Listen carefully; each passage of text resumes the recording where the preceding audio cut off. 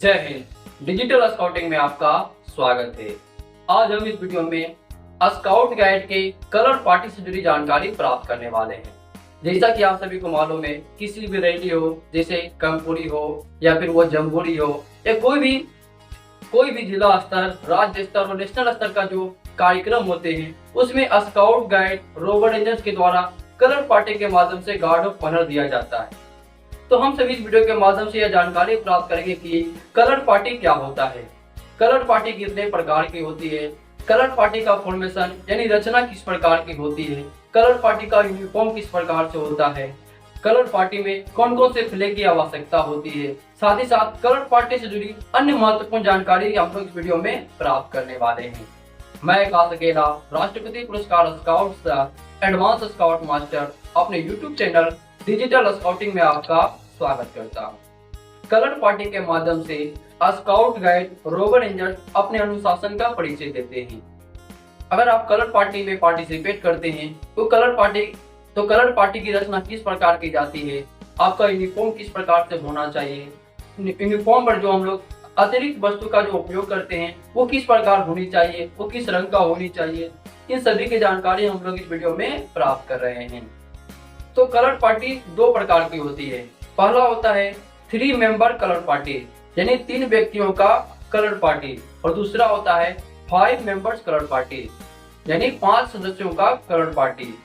तो 3 member colour party में किस प्रकार से आपका फॉर्मेशन होगा, 5 मेंबर्स कलर पार्टी में किस प्रकार से आपका फॉर्मेशन होगा, इन सभी की जानकारी हम लोग वीडियो के आगे प्राप्त करने वाले हैं। तो आप सभी वीडियो को स्किप बिल्कुल ना करें।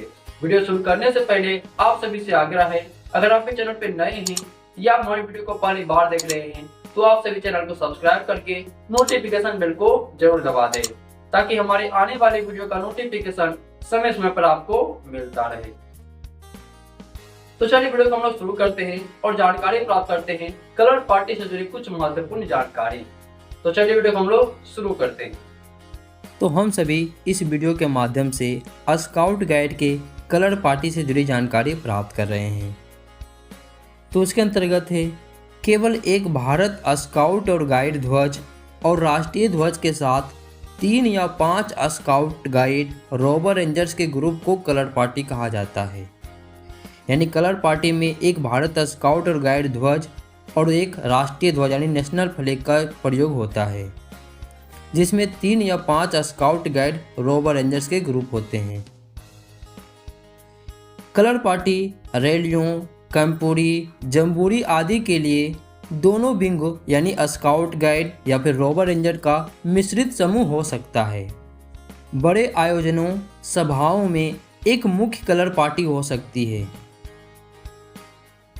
जैसे राष्ट्रीय जम्बूरी होता है, उसमें एक मुख्य कलर पार्टी होता है। टुकड़ियों की अपनी अपनी कलर पार्टी भी हो सकती है। उसके बाद जानेंगे हम लोग कलर पार्टी की बनावट यानी संरचना कैसी होती है, फॉर्मेशन क्या होता है।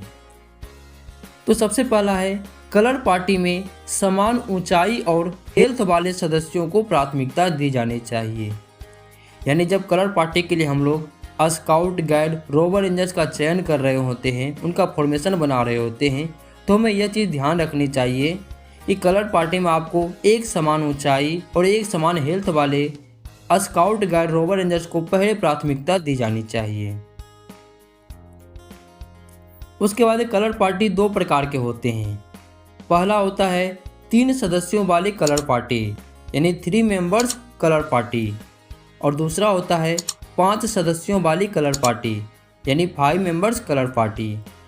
तो अब हम लोग जानते हैं 3 सदस्यों वाली कलर पार्टी जिसमें कि दोनों विंग हो, स्काउट और गाइड या फिर रोवर या रेंजर दोनों विंग शामिल हो, तो उनका फॉर्मेशन किस प्रकार से होगा, वो खड़े किस प्रकार से होंगे। तो पहले जानते हैं हम लोग 3 सदस्यों वाली कलर पार्टी का। तो पहली गाइड जो आपका लेफ्ट साइड में होगा वो गार्ड होते हैं, और उसके बाद जो दूसरी गाइड जो कि आपका राइट साइड में होता है वो भी गार्ड होते हैं, और जो तीसरा होता है जो दोनों गाइड के बीच में होते हैं, जो स्काउट होते हैं या फिर वो गाइड होते हैं, तो वो लीडर होते हैं। यानी लेफ्ट और राइट में जो खड़े होते हैं गाइड या स्काउट वो गार्ड होते हैं, और जो बीच में खड़े होते हैं वो लीडर होते हैं। तो जो बीच का सदस्य होता है वो लीडर होता है। तो बीच का सदस्य बीएसजी झंडा को थामे रहता है और दोनों तरफ खड़े लोगों को गार्ड कहा जाता है। तो इस बात से आपको क्लियर है, जो तीन सदस्यों वाले कलर पार्टी होती है उसमें जो बीच का सदस्य होता है, जो लीडर होता है, वो भारत स्काउट गाइड फ्लैग को पकड़े हुए रहता है और दोनों तरफ जो खड़े होते हैं वो गार्ड होते हैं, उनके हाथों में कुछ भी नहीं होता है। इस प्रकार से आपका 3 सदस्यों वाली कलर पार्टी का फॉर्मेशन होगा। इस प्रकार से आप खड़े होंगे। उसके बाद जानते हैं हम लोग 5 सदस्यों वाली कलर पार्टी। अधिकांश जगहों पर 5 सदस्यों वाली कलर पार्टी का ही प्रयोग किया जाता है। 5 सदस्यों वाली कलर पार्टी जिसमें कि दोनों विंग शामिल हैं, तो उसका फॉर्मेशन क्या होगा आप सभी को जैसा दिख भी रहा है। तो सबसे पहले जो होंगे, आगे का जो 3 होंगे, जो आपका सबसे पहले लेफ्ट साइड में होंगे स्काउट, वो गार्ड होते हैं, और जो आपके राइट साइड में होंगे स्काउट, वो भी गार्ड होते हैं, और जो बीच में होते हैं वो होते हैं, या तो आप गाइड रख सकते हैं, अगर आपके बीच दोनों विंग शामिल है तो गाइड जो होगा वो बीच में वो लीडर होंगे। आगे की लाइन के जो 2 गार्ड है उनके पीछे एक एक गार्ड खड़े होंगे, यानी एक और गार्ड आपका होगा लेफ्ट साइड में और एक और गार्ड होगा आपका राइट साइड में। जो पीछे के लाइन का जो बीच का जो स्पेस है वो खाली रहता है। इस प्रकार से 5 लोगों का फॉर्मेशन बढ़ता है। इसी प्रकार से आप स्काउट के स्थान पर गाइड को जगह दे सकते हैं, जिसमें कि पहला दिख रहा है आपको, जिसमें गाइड लीडर है उसके जगह पर स्काउट लीडर कर सकते हैं, और जो स्काउट गार्ड है उनके जगह पर आप गाइड को गार्ड कर सकते हैं। इस तरह से आप 5 सदस्यों वाली फॉर्मेशन बना सकते हैं, जैसा कि आपको चित्र में दिख रहा है। ये 5 सदस्यों वाली कलर पार्टी का फॉर्मेशन है। इस प्रकार से आप लोग खड़े होते हैं। उसके बाद 5 सदस्यों वाली कलर पार्टी में आगे के 3 लोगों में से दायां हाथ वाला व्यक्ति राष्ट्रीय ध्वज रखता है। यानी जैसा कि आपको यह चित्र में दिख रहा है, ये जो 5 सदस्यों वाली कलर पार्टी है, तो जो सबसे आगे का जो राइट साइड में जो स्काउट या गाइड होते हैं उनके हाथ में राष्ट्रीय ध्वज होता है, यानी नेशनल फ्लैग होता है, और जो बाएं हाथ वाले व्यक्ति होते हैं, यानी जो बाएं तरफ जो स्काउट गाइड होते हैं, उनके हाथ में भारत स्काउट गाइड ध्वज होता है। उसके बाद बीच वाला व्यक्ति लीडर होता है। तो जो बीच में व्यक्ति होते हैं वो लीडर होते हैं। ध्वज वाहक के पीछे 2 व्यक्ति जिसे गार्ड कहा जाता है, यानी जो आगे में 2 व्यक्ति, एक नेशनल ध्वज लिए रहते हैं और एक जो बीएसजी ध्वज लिए रहते हैं, उसके पीछे 2 गार्ड होते हैं जो स्काउट या गाइड होते हैं। उनका हाथ में कोई भी सामान नहीं होना चाहिए, उनके दोनों हाथ फ्री होंगे, यानी वो अपने दोनों हाथ में कुछ भी सामान नहीं ले सकते हैं। इस प्रकार से आपका कलर पार्टी का फॉर्मेशन होगा, जैसा कि आपको चित्र में भी दिख रहा है कि पीछे के जो गार्ड हैं उनके हाथ में कुछ भी नहीं है, और आगे के जो 2 व्यक्ति है, राइट साइड में जो व्यक्ति है, यानी राइट साइड में जो स्काउट या गाइड है उनके हाथ में नेशनल फ्लैग है, और लेफ्ट साइड में जो स्काउट या गाइड है उनके हाथ में Bharat scout and guide flag हैं, और जो बीच के मेंबर हैं वो लीडर होते हैं इस कलर पार्टी के। उसके बाद हम लोग जानते हैं कलर पार्टी का यूनिफॉर्म कैसा होना चाहिए। कलर पार्टी का यूनिफॉर्म किस प्रकार का होना चाहिए उसके बारे में जानकारी प्राप्त करते हैं। तो सबसे पहला है, कलर पार्टी दल के सभी सदस्यों को एपीआरओ भाग 2 और एपीआरओ भाग 3 के अनुसार स्काउट गाइड वर्दी पहननी होनी चाहिए।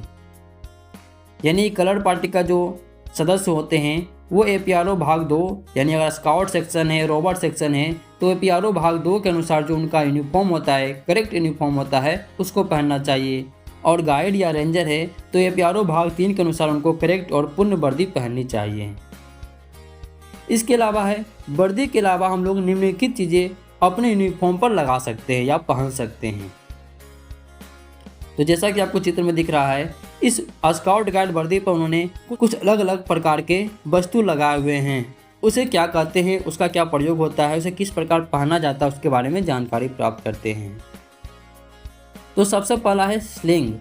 जैसा कि आपको इस इमेज में दिख रहा है, जो आपको इस वाइट कलर का जो पट्टी आपको दिख रहा है, इसे बोलते हैं स्लिंग बोलते हैं। इसे बाएं कंधे और छाती पर पहने जाने वाला स्लिंग ध्वज को धारण करने वाला इसको पहनता है। जो आपके राइट साइड में जो स्काउट जो नेशनल फ्लैग लेकर के रहते हैं, और जो आपको लेफ्ट साइड में जो आपके बीएसजी फ्लैग को लेकर रहते हैं, वो इस स्लिंग को पहनते हैं। तो बाएं कंधे और छाती पर पहने जाने वाला स्लिंग ध्वज को धारण करने वाले पहनते हैं। उसके बाद स्लिंग के नीचे सिरे पर बाल्टी के रूप में एक थैली होनी चाहिए।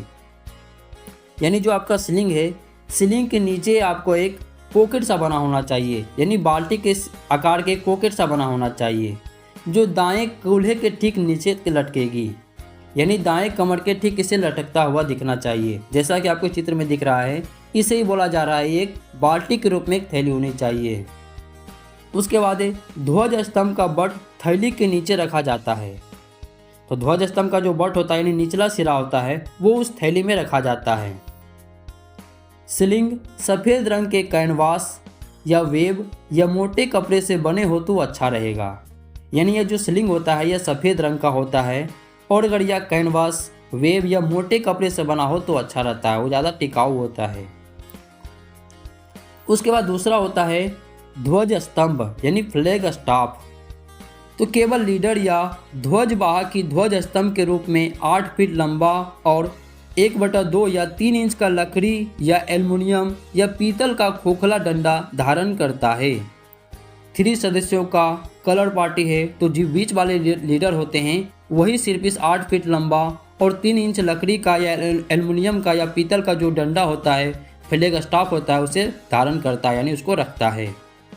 उसी प्रकार से अगर 5 सदस्यों वाले कलर पार्टी है, तो 5 सदस्यों में जो आपका राइट साइड में जो आपके नेशनल फ्लैग को जो धारण करता है, नेशनल फ्लैग को जो रखता है, और जो लेफ्ट साइड में आपका BSG फ्लैग को रखता है, वो इस 8 फीट लंबे फ्लैग स्टाफ को, जो आपकी थैली होती है, सीलिंग में जो थैली होती है, उसमें फ्लैग स्टाफ के बट को रखा जाता है।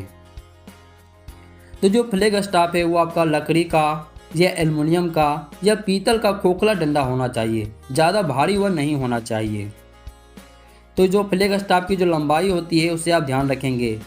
तो जो फ्लैग स्टाफ होता है वो 8 फीट लंबा और 1/2 या 3 इंच का लकड़ी का या एल्युमिनियम का या पीतल का खोखला डंडा होना चाहिए। उसके बाद थैली की सुरक्षा के लिए नीचे बट में रबड़ प्लास्टिक की बुश लगाई जा सकती है, यानी फ्लैग स्टाफ का जो निचला हिस्सा होता है जिसे बट बोलते हैं, जिसे हम लोग थैली में रखते हैं, तो थैली की सुरक्षा के लिए कि जो आपका ये फ्लैग स्टाफ के निचले सिरे से जो हमारी थैली डैमेज ना हो जाए, तो उसके लिए क्या करते हैं हम लोग, फ्लैग के बट में हम लोग रबड़ या प्लास्टिक के बुश लगा सकते हैं, जिससे क्या होगा, हमारी थैली की सुरक्षा होती रहेगी, यानी हमारी थैली फटेगी नहीं। उसके बाद जो तीसरा होता है वो होता है सैश होता है। तो सामने की 3 सदस्य बाएं कंधे पर और छाती के आर पार एक सफ़ेद सैश 12 सेंटीमीटर चौड़ाई के पहनते हैं, यानी जो सामने के 3 सदस्य होते हैं राइट साइड और जो मिडिल में होते हैं लीडर होते हैं, और जो आपके लेफ्ट साइड में जो फ्लैग लिए रहते हैं, वो तीनों जो होते हैं वो इस सैश को पहनते हैं। यह 3 सदस्यों के कलर पार्टी के लिए था। अगर आपके 5 सदस्यों का कलर पार्टी है तो जो 5 सदस्य वो सैश को पहन सकते हैं। तो सैश को किस प्रकार पहना जाता है, तो बाएं कंधे पर छाती के आर पार एक सैश 12 सेंटीमीटर चौड़ाई के पहनते हैं, यानी प्रत्येक जो सदस्य हैं वो 12 सेंटीमीटर चौड़ाई के सैश पहनते हैं। तो जो सैश का जो होता है, तो सैश का जो ऊपरी हिस्सा था वो बाएं कंधे की ओर होता है, इस बात को आप हमेशा ध्यान रखेंगे। उसके बाद इस सैश का निचला सिरा दाहिने कूल्हे के ठीक नीचे तक आना चाहिए, यानी सैश का जो निचला हिस्सा होता है, यानी आप बाएं शोल्डर पर सैश का ऊपरा हिस्सा होगा और दाहिने कमर की तरफ आपका जो सैश का निचला हिस्सा होगा, जैसा कि आपको इस इमेज में दिख रहा है। ये ध्वजवाहक को सैश के ऊपर सीलिंग पहनना चाहिए, यानी जो नेशनल फ्लैग और जो BSG फ्लैग लेकर के ध्वजवाहक रहते हैं, उन्हें जो सैश पहनते हैं, ध्वजवाहक को सैश के ऊपर सीलिंग को पहनना चाहिए।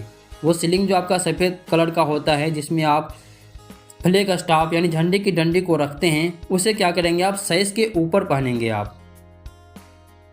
ठीक है, नेक्स्ट है उसके बाद आपका दस्ताने यानी ग्लव्स। तो सभी सदस्यों को सफ़ेद दस्ताने पहनने चाहिए। तो ग्लव्स आपका हाफ या फुल आपके अनुसार हो सकता है, वो सफ़ेद रंग का होना चाहिए। और नेक्स्ट है एंकलेट है, जो नीचे पैरों में पहना जाता है, जैसा कि आपको चित्र में दिख रहा है। नीचे पैरों को ढकने वाले कैनवास या मोटे कपड़े के सफ़ेद एंकलर कलर पार्टी के स्काउट्स गाइड द्वारा पहने जा सकते हैं। तो नीचे पैरों को ढकने के लिए कैनवास या मोटे कपड़े के सफ़ेद रंग का एंकलेट कलर पार्टी के स्काउट गाइड पहन सकते हैं, रोबर रेंजर्स पहन सकते हैं। तो ये था कलर पार्टी का यूनिफॉर्म। कि कलर पार्टी का यूनिफॉर्म किस प्रकार से होता है, उस पर जो अतिरिक्त वस्तु होते हैं उसे किस प्रकार लगाई जाती है। तो हमें उम्मीद है आपको यह जानकारी काफ़ी यूजफुल लगी है। इस वीडियो के माध्यम से आपने कलर पार्टी क्या होता है, कलर पार्टी की बनावट क्या होती है, कलर पार्टी के कितने प्रकार होते हैं, कलर पार्टी का यूनिफॉर्म किस प्रकार होना चाहिए, इन सभी की जानकारी आपने अच्छे तरीके से प्राप्त किए हैं।